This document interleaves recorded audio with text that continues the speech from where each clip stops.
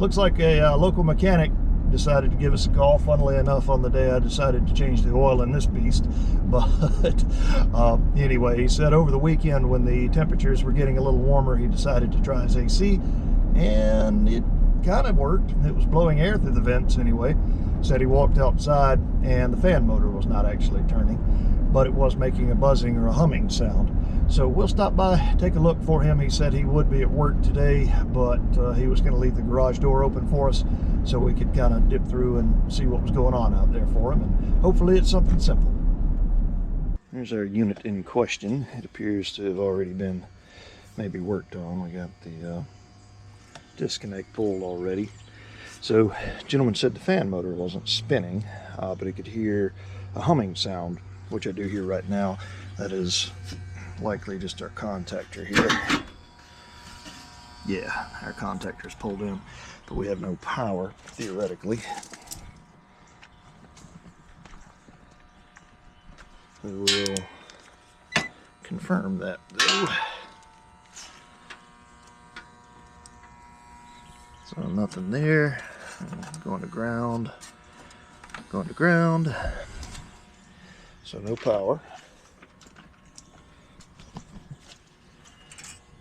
What I see right away is we have a chopped spot in that wire right there. Let's pull the top off this thing. So going down our wires here, we see some chewed up spots, some cut through spots, another cut through spot, and I do smell what smells to me like refrigerant oil. And we see the spray right here. And then if you look over here, nice little cut. So what probably happened, these wires were probably wrapped around this feeder tube here, and eventually when it rubbed through, it probably burned a little bit and caused it to melt through the copper. We should be able to patch this guy up, maybe try to fix these wires and see if we can get him going again.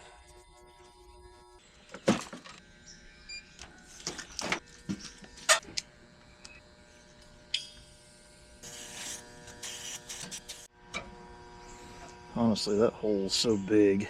Now that I see it, I bet I can, yeah. She just broke right open. So let's make a little piece of tubing here to go in between.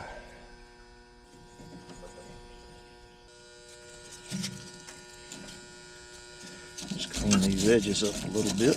Make sure our silver sticks.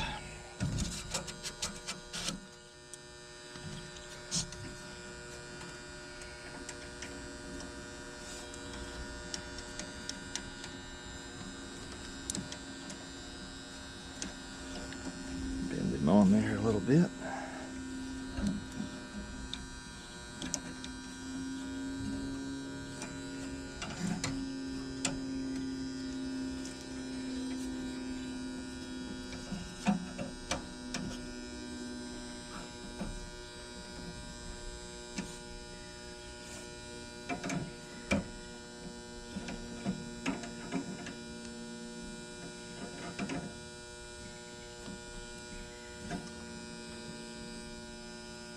Turn our nitrogen back on.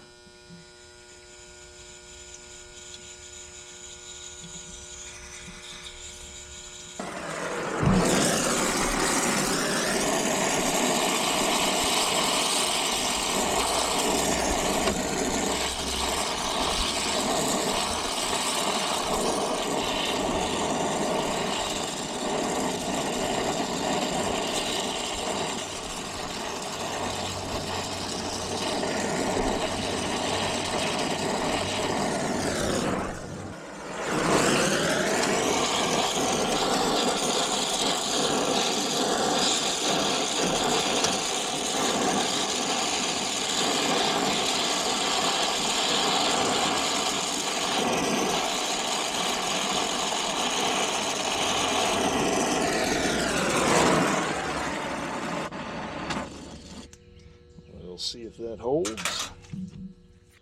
Flip over to full throttle on my nitrogen tank here. See if it holds pressure.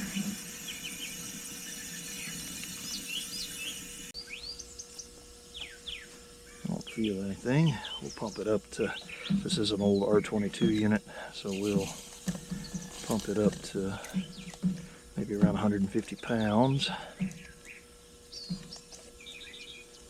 We'll watch it for a little while, make sure we don't have any micro bubbles. Overshot my mark a little bit. We're at 169.9. That'll be adequate to make sure we're not leaking here. I'll let this sit while I put up my torch. It should be a few minutes by the time we get back, so that way we'll see if anything's lost pressure or made any bubbles. It's been a few minutes while I put up the nitrogen in my oxyacetylene kit. Don't see any bubbles, and we're still holding steady on our pressure, so I say we got it.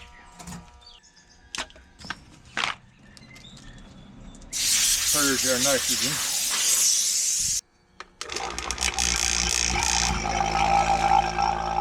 While we're letting that vacuum, we may as well use our time wisely here. Completely burned that wire out of there.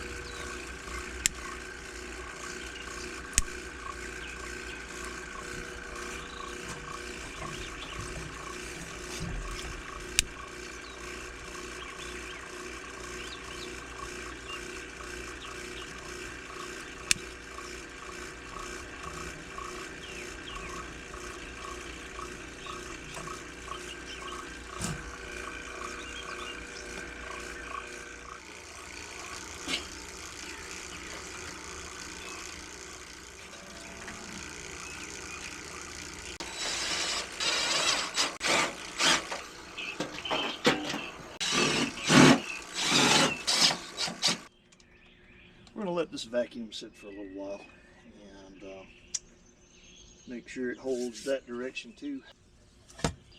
So we're just going to start by weighing in a couple of pounds. Now that it's held vacuum for a little while I was doing other things. So we're just going to weigh in, 2 pounds or so and see how it goes. We'll probably have to charge this guy by superheat because we don't really know what its actual charge was supposed to be able to do any math with the line set or anything. And we're using 407C instead of 22, so it'll be a little different anyway. But we'll get going. Pulled in a little bit, not quite as much as I was hoping, but first off we'll put our gauges on 407C, hook that up. That's just to get a superheat.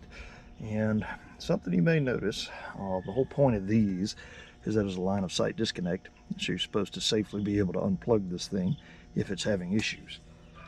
Do you see an issue with that? So not the greatest there, but we'll plug this guy in and start adding some more refrigerant.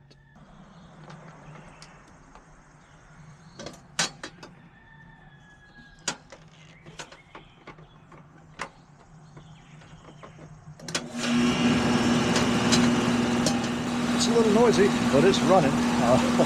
According to him, it shook around all the time anyway, so probably hasn't worked the fan blade. So I'll mention that to him, but that's probably why we vibrated so hard it worked its way through our wiring. But we'll go ahead and get it topped off. We are a little bit cool today, and we can't actually get in the house as the customer's not here. He left me a nice little note over here let me know how to get a hold of him. But we are running about 10 degrees superheat, so we'll probably call it there and maybe catch him on a warmer day where we can actually get inside. I can't really check, any psychrometric values or anything. Nothing's going to be exact anyway, because we are using 407, so it's going to be a little different than any kind of chart I could find, if I could even find one. So in this particular case, we'll call this good for now and see if we can get in here another day and just double check things. But more than likely, we're probably okay. I don't want to run it much below 10 degrees superheat, because then we may get into territory where we could have some liquid flood back. But for now, I say we're done. That was a little more involved than we had anticipated on that particular one. What it looked like was that feeder tube somehow got wrapped around probably that black power wire you saw there, where eventually when it rubbed through, it arced, shorted out rather, and when it did, it melted a good section of that feeder tube.